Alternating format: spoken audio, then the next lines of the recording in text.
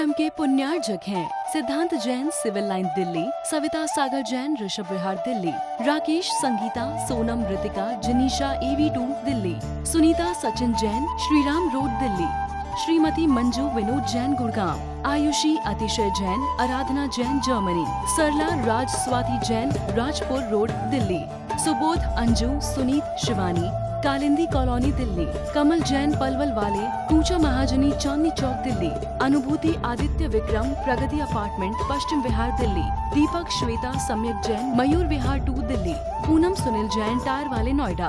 वंदितु सौविसिद्धे ध्रुवे मचले मनोमंगदिं पते बोध्यामि समय पाहुड मृणमो सुध केवली भणिदम। आचार्य कुंद देव उनके दोनों महान टीकाकारों को नमन और वंदन।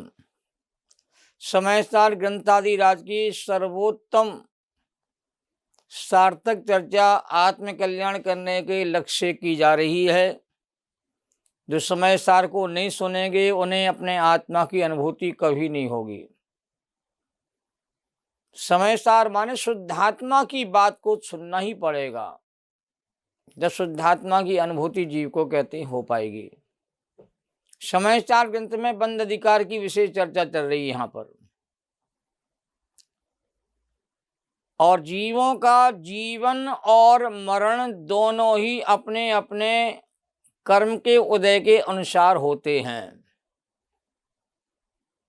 और आयु कर्म की बहुत बड़ी भूमिका है। यदि हमारा आयु कर्म सुरक्षित है तो दुनिया में कोई मुझे मार नहीं सकता। मारने के भाव तो कर सकता, विकल्प तो कर सकता कि मैं उसे मारूंगा छोड़ूंगा नहीं, पर आयु कर्म के क्षय के बिना कोई जीव पर्याय को छोड़ करके नहीं जा सकता। ये परम सच है। तो जीवों का जीवन अपने आयु कर्म को उदय से ही है, क्योंकि अपने आयु कर्म के उदय के अभाव में जीवित रहना अशक्य है। अपना आयु कर्म कोई किसी को दे सकता नहीं, क्योंकि वह स्वयं के परिणाम से ही उपार्जित होता है। 20 साल मेरे पिताजी को मिल जावे, 20 साल में कम जी लूंगा, या पिताजी के कुछ साल मुझे जीने को और प्राप्त हो जावे, ऐसा संभव ही नहीं है। न ऐसा आज तक कभी हुआ कि किसी ने अपने आयु कर्म को किसी को सौंप दिया हो और मेरा आयु कर्म दूसरे को कहते प्राप्त हो गया हो। एक एग्जाम्पल विश्व में नहीं मिलेगा आपको। देने लेने का काम तो विश्व अवस्था में है ही नहीं, ये तो संयोगों का आदान प्रदान होता है, पर कर्म की उदय की अवस्था का आदान प्रदान कहते 3 लोक में किसी के साथ कभी संभव नहीं है। इस सच को स्वीकार करना है। संयोग आएंगे और जाएंगे, पर कर्म में कोई किसी को देगा, कोई किसी से लेगा, ऐसा नहीं होता।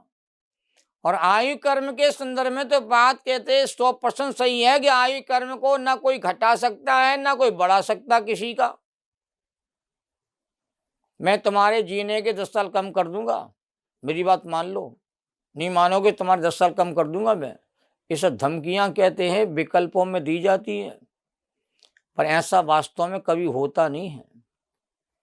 तो मैं पर को जिलाता हूं और पर मुझे जिलाते हैं, इस प्रकार का अध्यवस्थान ध्रुव रूप से कहते अज्ञान है। ये बात 247 से 252 गाथाओं में जीवन मरण के संबंध में कही गई। उसी बात को आगामी 253 से 256 तक 4 गाथाओं में और विस्तार से आचार्य कहना चाहते हैं। देखो, एक ही बात को समय सार में कई बार कहा जाता है। क्यों कहा जाता है? एक बार में बात कह दी है, बार बार क्यों रिपीट की जा रहा है? भाई साहब, यदि आपने एक बार गाथा सुनी और समझ में नहीं आया हो तो अगली गाथा के द्वारा आप उसको और अच्छी ढंग से समझ सकते हो। एक ही विषय को कई गाथाओं के द्वारा आचार्य स्पष्ट करते हैं। आचार्य को पता है कि सुनने वाले जो भव प्राणी हैं वो कहते जल्दी उस बात को स्वीकार नहीं कर ग्रहण नहीं कर पाएंगे, तो उनको बार बार सुनाओ, और बार बार सुनाते हैं तो वो सुनने को तैयार हो, समझने को तैयार हो जाता है। कभी कोई महत्वपूर्ण बात होती है और हमारा बच्चा ज़्यादा विवेकी नहीं होता, तो बेटे को हम बार बार, बेटा तुम जा रहे हो ना, सावधान से जाना, किसी की बातों में मत आना, और अपना काम पहले करना, बाद में दूसरी काम करना। एक बार नहीं कहते हैं, जाते जाते भी कहते हैं। ऐसी आचार्य देव भी कहते हैं, बहुत महत्वपूर्ण बातों को बार बार रिपीट करते, दोहराते हैं, से सारा कर्म सिद्धांत आपको अच्छी तरह समझ में आ जाए। बंध अधिकार कर्णान योग का विषय है। अब देखो, द्रव्यान योग में कर्णान योग का समावेश हो गया। बताओ, एक कर्म सिद्धांत की चर्चा तो कर्णान योग में आती है, द्रव्यान योग में कैसे आ गई भैया? भैया चारों अनुयोग परस्पर में एक दूसरे के सहयोगी हैं, पूरक होते हैं। कोई एक अनुयोग विशुद्धता से वह उसी विषय का नहीं होता, उसमें और दूसरे विषय भी आते हैं। तो बंध अधिकार में कहते हैं कर्णान योग का विषय बताया जा रहा है, कर्म सिद्धांत की व्यवस्था समझाई जा रही है। 253 गाथा देखो। जो अपना दुमर्णदि दुख सुहृदे करे में सत्येति सो मूढ़ो वल्लानी नानी एतो दुबिरी दो। अनुवाद देखिए। मैं सुखी करता दुखी करता हूँ जगत में अन्य को, यह मान्यता अज्ञान है क्यों ज्ञानियों को मान्य हो। बहुत अच्छा अनुवाद है। और देखिए, जो यह मानता है कि मैं स्वयं पर जीवों को सुखी या दुखी करता हूं, वह मूढ़ है, अज्ञानी है। मारने और बचाने वाले जीव तो अज्ञानी हैं ही।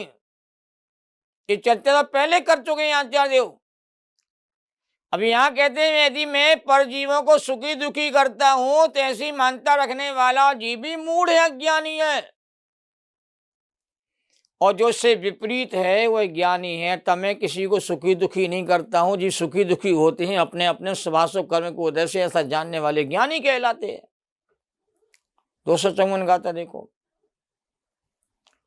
कम्मोदयेन जीवा दुःखित सुहृदा हवन्ति यदि सव्ये, कम्मं चेणादेशितुमं दुःखित सुहृदा कह कयाते।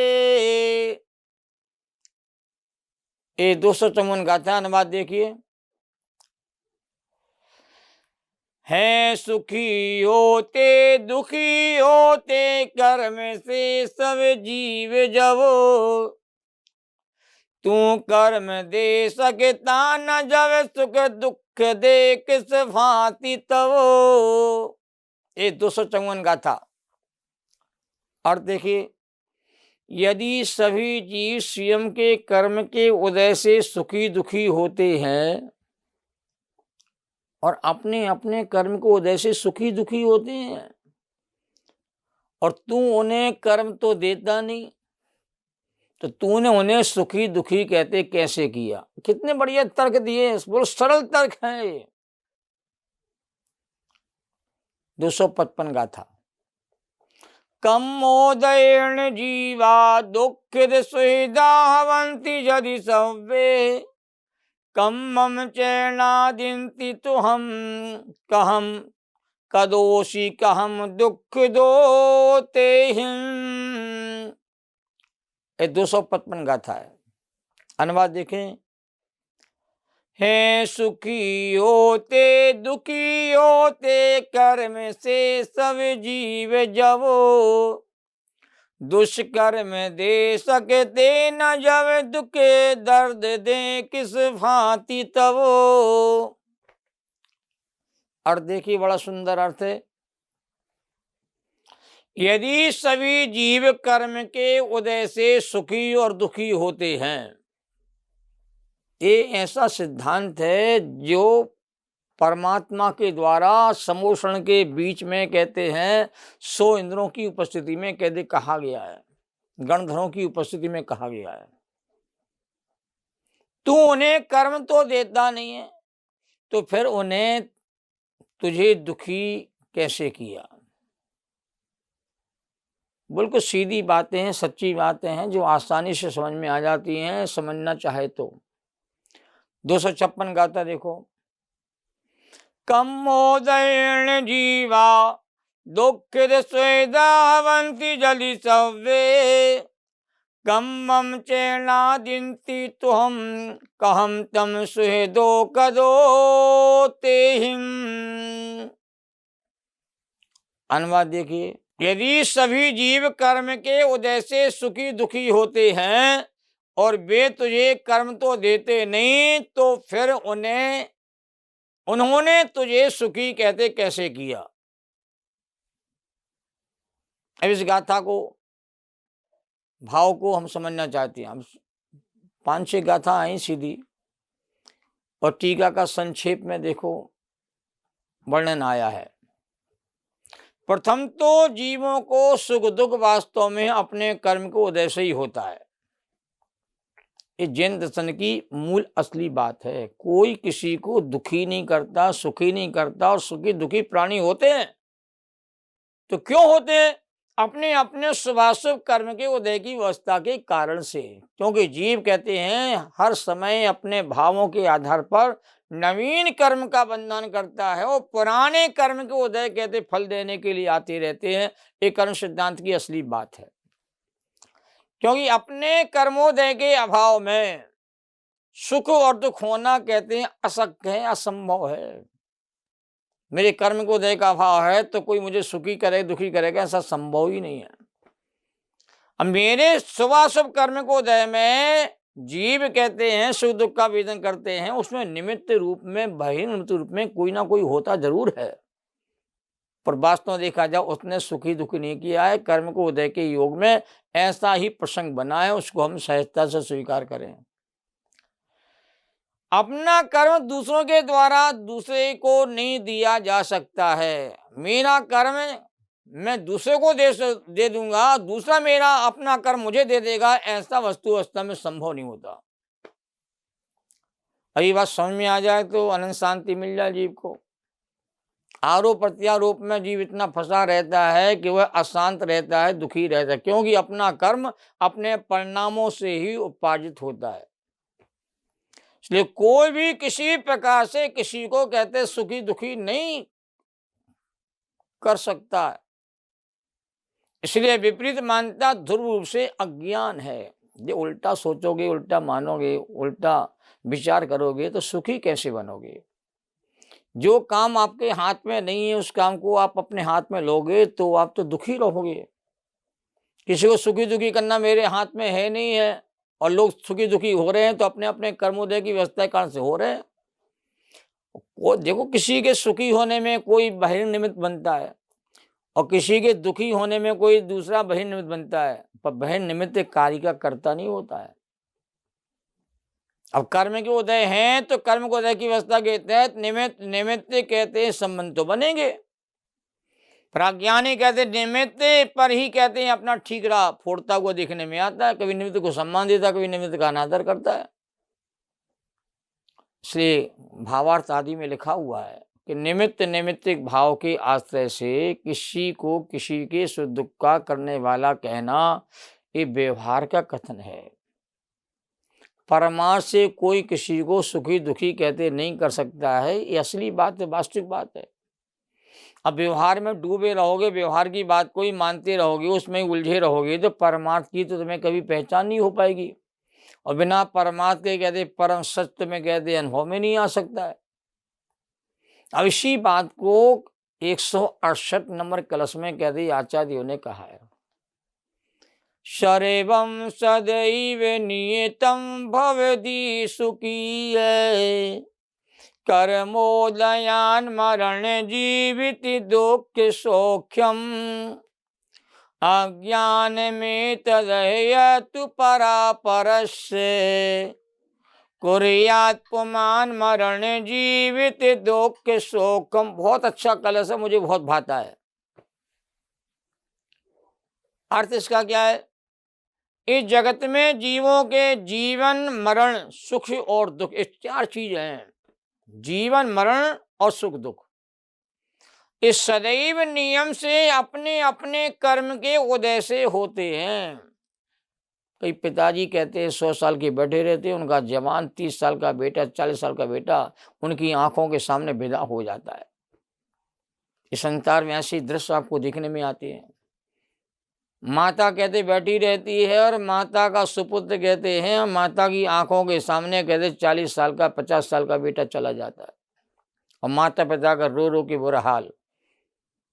भाई साहब क्या करें, वह बालक कहते हैं इतना ही आयु कर्म का संयोग लेके ही आया था, इसलिए इतना उतना जीवन जिया, उससे ज्यादा का संयोग लेके नहीं आया तो जीवित कैसे रहता। ये बात हम समझ नहीं पाते हैं। एक बेटा कहते हैं अरबपति खरबपति और एक बेटा कहते हैं लखपति भी नहीं हो, कहते हैं सामान्य जीवन जी रहा है। अनिल अंबानी और मुकेश अंबानी, धीरू अंबानी के दोनों सगे बेटे हैं और दोनों के जीवन में संयोग वाली अवस्था कहते कितनी भिन्न प्रकार की है। एक को करोड़ों का अरबों का कर्जा भुगतान करना है, कंपनियां डूब गई हैं, लोगों का पैसा डूब गया है, लोग कहते हैं सड़क पर आ चुके हैं उसके कारण से, और एक कहते हैं बारे की न्यारी कर रहा है। इस अपना अपना कर्म का उदय है। एक भाई किराए के मकान में रहता है और एक भाई कहते हैं महल में रहता है, कोठी में रहता है। सबके कर्म को उदय अलग अलग हैं। तो कोई दूसरा पुरुष किसी दूसरे को जीवन मरण सुख दुख को करता है, ऐसी मानता कहती अज्ञान है। इसलिए अज्ञान वाली मानता को छोड़ने भलाई है। और 159 क्लास में कहा है कि ऐसी मिथ्या मानता वाले पर कर्तृत्व के इच्छुक जीव अहंकार से भरे हुए हैं। मैंने ऐसा किया, इतने लोगों को मैंने आजीविका दी, इतने लोगों को काम धंधा दे दिया है, इतने लोगों के घर मेरे कारण से चल रहे हैं, ऐसा अहंकार करते संसार के प्राणी। और कर्तव्य के अंधकार में डूबे हुए कहते हैं वो अनंत संसार को बढ़ाने को उपाय करते हैं। संपूर्ण कथन का सार यह है कि प्रत्येक जीव स्वयं के जीवन मरण सुख दुख का जिम्मेवार स्वयं ही है, कोई अन्य नहीं है। यही परम सच है। सत्य को हमें स्वीकार करना चाहिए। जैनम जयतु शासनम। सभी साधारण जनों को सादर जय जिनेन्द्र। सहजानंदी शोध स्वरूपी अविनाशी मैं आत्म स्वरूप, ज्ञानानंदी पूर्ण निराकुल सदा प्रकाशित चेतन रूप।